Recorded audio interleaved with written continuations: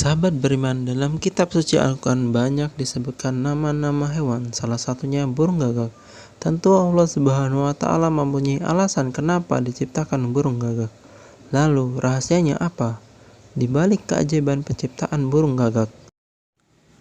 Simak ulasan dengan menonton video ini sampai akhir hanya di channel Cinta Islam Media. Dalam Al-Quran, Allah Subhanahu wa Ta'ala menceritakan kepada kita bahwa ketika Habil membunuh saudaranya Habil karena hasad yang menggelora di hati, Habil kebingungan melihat jasad kaku saudaranya itu membujur di tanah. Ia tidak tahu harus berbuat apa. Allah Subhanahu wa Ta'ala kemudian mengutus seekor burung gagak untuk mengajarkan Habil bagaimana mengurus sesosok jenazah. Dalam beberapa riwayat diceritakan, burung gagak tersebut mempertontonkan adegan ia mengubur jasad seekor gagak lainnya yang telah mati. Melihat hal tersebut, barulah Habil tahu bagaimana ia harus melakukan kepada jasad saudaranya. Dengan penuh penyesalan, ia kemudian mengubur jasad Habil. Yang menjadi pertanyaan kita, mengapa Allah Subhanahu wa Ta'ala mengutus burung gagak untuk mengajarkan Habil bagaimana cara tentang menguburkan mayat? Apa hikmah yang terkandung di balik ini? Mari kita simak ulasan berikut. Seperti kita ketahui, pembunuhan Habil oleh Habil merupakan pembunuhan pertama di muka bumi. Kejadian ini dikisahkan dalam kitab suci, baik Al-Quran maupun Taurat. Lantas mengapa harus burung gagak? Penelitian ilmiah membuktikan bahwa gagak merupakan jenis burung paling cerdas dan paling bijak yang ada di muka bumi ini.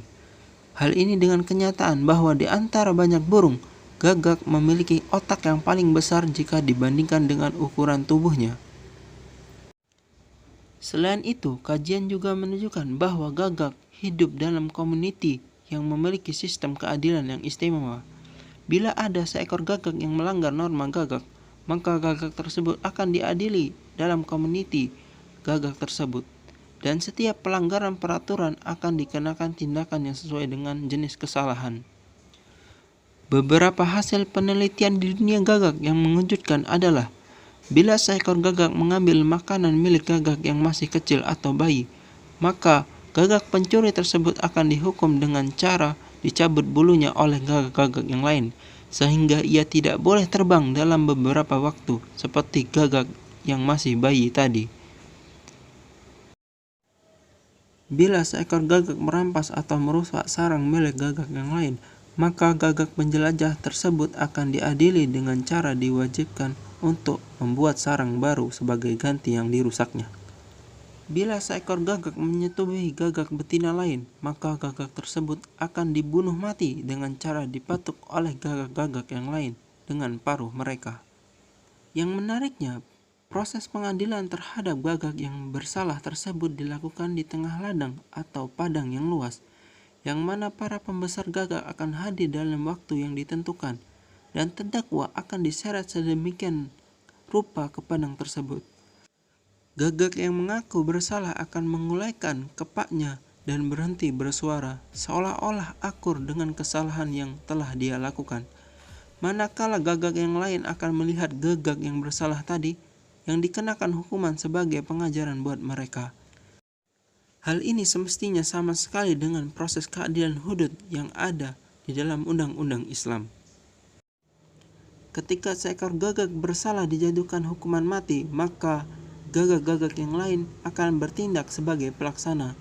Mereka akan mematuk paruh mereka kepada gagak penjenayah tersebut hingga mati.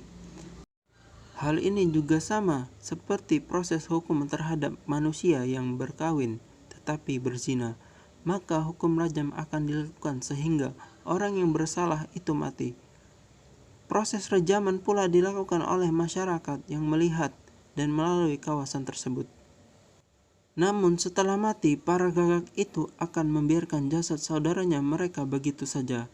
Para gagak itu akan menyeret mayat gagak tersebut ke sebuah tempat, lalu mereka mengais-ngais tanah dan membuat lubang, dan mereka pun lantas menguburnya sebagai penghormatan. Penelitian terhadap gagak-gagak ini telah dilakukan para ahli zoologi selama bertahun-tahun, dan kesimpulan ini sangatlah mengejutkan. Hal ini juga disebutkan dalam firman Allah Subhanahu wa taala dalam Al-Qur'an surat Al-Maidah ayat 27-31.